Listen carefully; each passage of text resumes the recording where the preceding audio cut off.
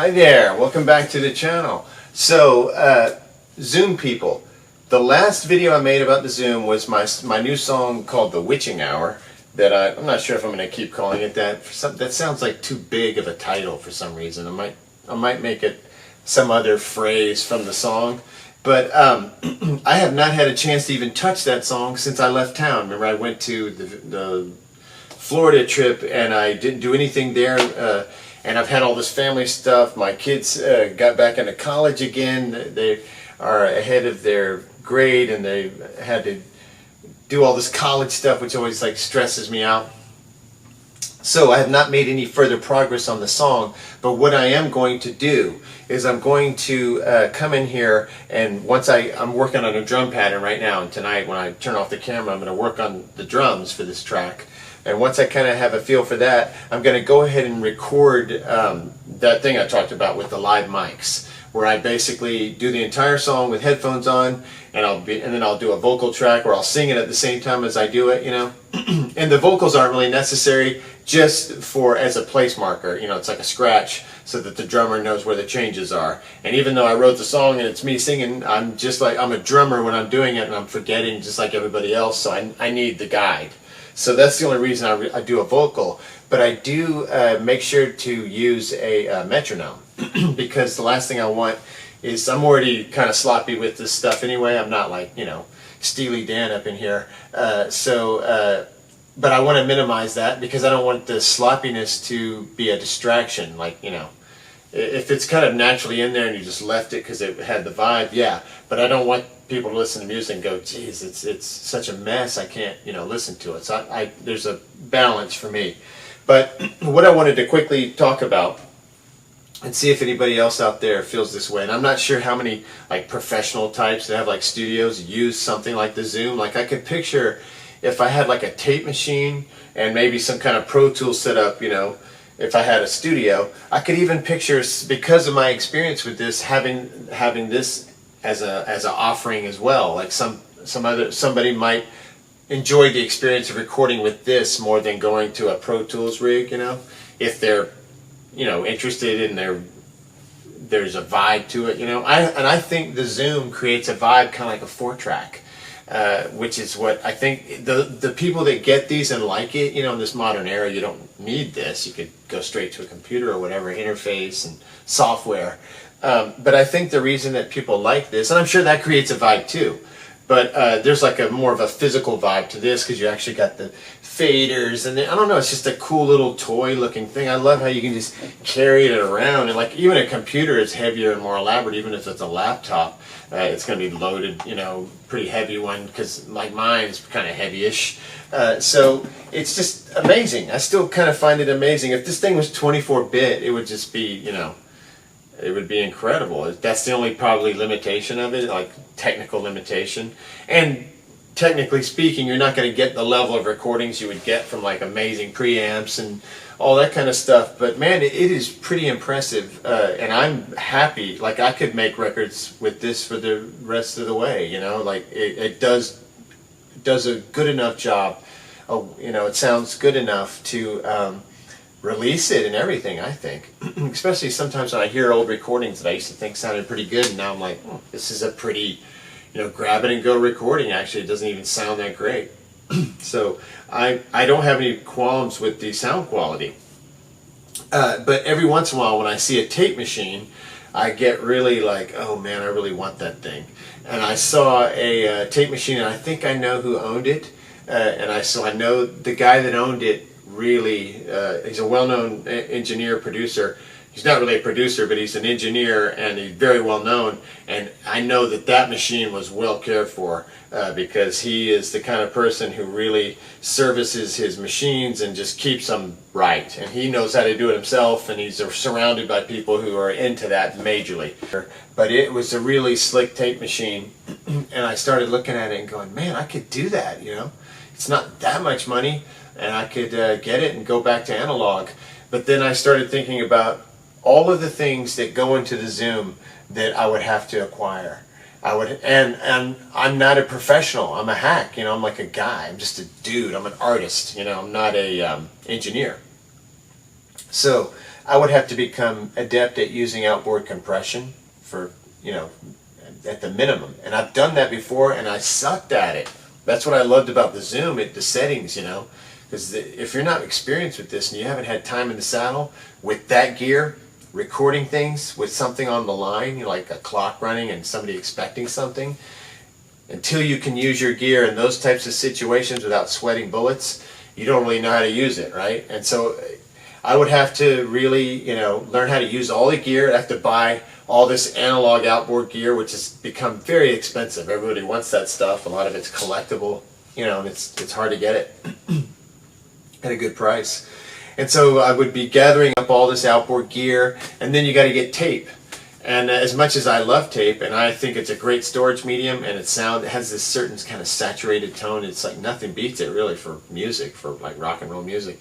You can slam it really hard. I love analog tape. I love using analog equipment, and that's kind of why I think I'm on the Zoom, because even though it's not analog, it's a digital recorder, it's an analog process, and I still behave as if I'm recording it on analog tape.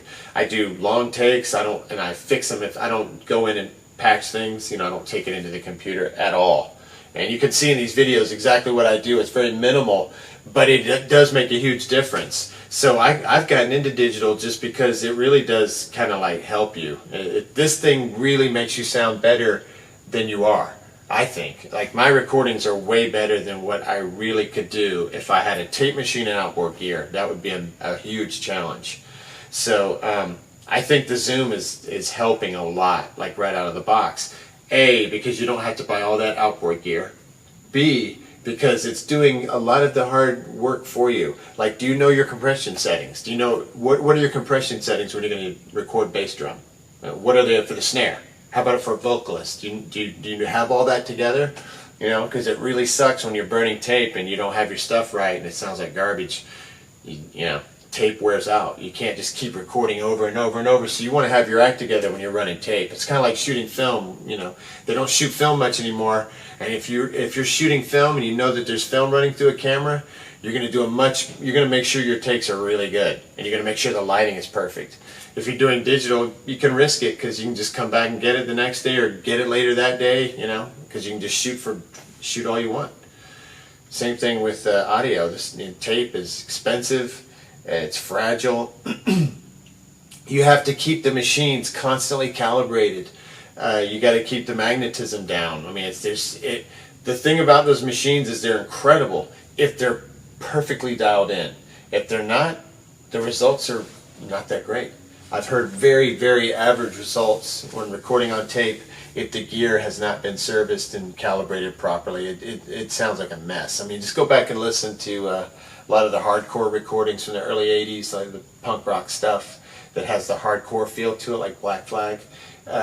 Just listen to that. That was all recorded on tape by indie rockers, and it was, doesn't sound good. It sounds perfect for the music, and I've got no qualms with it, but if that's not the type of recordings that most people want to make, and they want to make them sound great. So I had a brief flirtation in my mind with going back to analog, and a brief temptation to buy that machine because it was so beautiful. But then I tried to use my logical, pragmatic mind and and also one last thing about this is it's a psychological hurdle. You've now set up a new thing that you have to obsess over. This is me talking about myself, not anyone else, but it's making me set up a situation where I'm now distracted from my songwriting, I'm distracted from arranging and recording. I've got to worry about all this gear, and it'll take me a year to get it up to snuff, and meanwhile my songs are just sitting waiting because I can't possibly dare recording it in this little cheap digital thing. I've got to wait to have this incredible analog setup, So that kind of mentality is exactly is why I got into the Zoom in the first place, was to have to eliminate all these hassles, all these limitations, like it has to be analog, it has to be this, it has to be that. And now I'm just free, and I want to stay free. It's like I wanted to go back into my chains, I think, a little bit. Now, if I were to book studio time with somebody and some major dude was going to record it or whatever, man, oh man, I would love to record in analog. I would love to be just a client with analog. I just think that it's wasted on me and what I'm doing because I still would not, I would have the lower budget version of it, And I think unless you're going to spend the big money, analog is kind of a pipe dream. So I'm sure there are people out there that will say that's really crazy, and just know that I was like an analog purist, and it took me forever to get into this because I thought I was doing a bad thing. I'm serious. I was like that into it because I got really into hi-fi for a while, and I've always been into records. We just call them records. It was like records, cassettes, and then later CDs. I listened to cassettes a lot, and I listened to records when I was really young, and then again in the 90s our whole band got into listening to records again because we got a nice turntable, and you could buy all of the indie bands that were coming out at that time would release their vinyl through Europe, and so we would get vinyl copies and listen to that, and it sounded. I love the sound of it. If you get your system all dialed in, analog playback is much like analog recording. To really get the most out of it, you have to have a really amazing turntable, a really amazing stylus, going into like some kind of really amazing step up, then into a phono amp, then into a preamp, then into your amplifier, then out with the right kind of cabling and whatnot, and speaker cables and wires into some really amazing speaker system, or like for me it was full range drivers on open baffles. So I got like totally weirded out. My whole thing was the single-ended triode amps. They're like 1.5 watts of like pure analog tone. So that's how cuckoo I was. And I've tried to just back off all that stuff. My system is actually down right now because I think there's like a small cable problem between the turntable and the pre. And I haven't bothered to fix it because I just didn't want to get all obsessive again. So my analog obsession has been quelled for the moment, and I'm going to stick with the Zoom. I would love it if they would make a version of this R24 and 24-bit, just so I would know that at least my recordings, were modernized in that way. Not that I think it would make a huge, massive sound difference, but it just sounds like it would be better if it was, and it doesn't seem like it would be that difficult to do. I just don't know if Zoom's ever going to update this machine because they made that live thing, and I'm sure it's better than this. It probably sounds better. Like if you were to listen to individual recordings, I bet the pre's better because it's more modern and they've had more time to R&D and all that. But I don't know that it would make a big enough difference, and that thing doesn't do the little magic that helps me so much. Because my recordings, before I learned how to use the mastering effect and learned how to run it through there, they were pretty boring. They were like your standard, like not too good. They didn't pop and like give you that feeling. And once I started learning how to really get the most out of this, and if you're curious about that, just look through the Zoom videos. I try to put them in a playlist. But just look for the stuff where it talks about mastering because it's a different process than the recording process. You have to kind of bring your master way down and make sure that the mastering effect and the effects button is covering the entire 24 tracks, not just one or two of them. But that's where I really found the magic, was in this mastering effect. So let's get some feedback from anybody out there who has this same kind of thought process. Most of the guys and gals that reach out, you can tell they really know what they're doing, and they've had access to all types of gear, and you can tell these people, most of them are more advanced than I am as far as recording knowledge. So it just would be intriguing to me to know why it is that they're sticking with the Zoom in 2021 like I am. My reasons are it helps me, and it works, and it's just there. I haven't found a piece of gear yet, a piece of kit that does everything that this does for me. So I think when it comes down to analog tape versus the Zoom R24, the Zoom R24 wins like hands down easily. I don't have to spend any more money. I don't have to go buy an expensive tape machine and figure out how I'm going to get it shipped, go get freight and all that crap.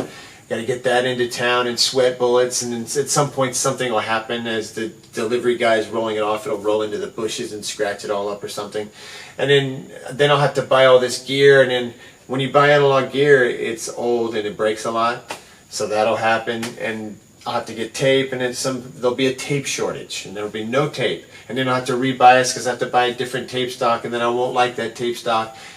And to me, that is just a distraction. Instead of thinking about music, instead of thinking about art and like feelings and like putting my stuff out there and making my plans for live shows and more videos that would be of interest to people, now instead I'm like spending my days gritting my teeth obsessing over analog recording bits and how am I going to, you know, I've learned about alignment. Now I got to go make sure I can do that. I don't have the right tools. Oh no, what am I going to do? And then if anything goes wrong, sometimes when you take these to get them fixed, it takes forever. Like you can be shut down for a couple months, you know. It used to happen all the time when I was doing the task cams. I'd take it in, wouldn't get the machine back for like 6 weeks. Completely shut down, just sitting there waiting, you know. So anyway, Zoom R24. It's the way for me. It's the Zoom R24 life for me right now as far as making music. Next time.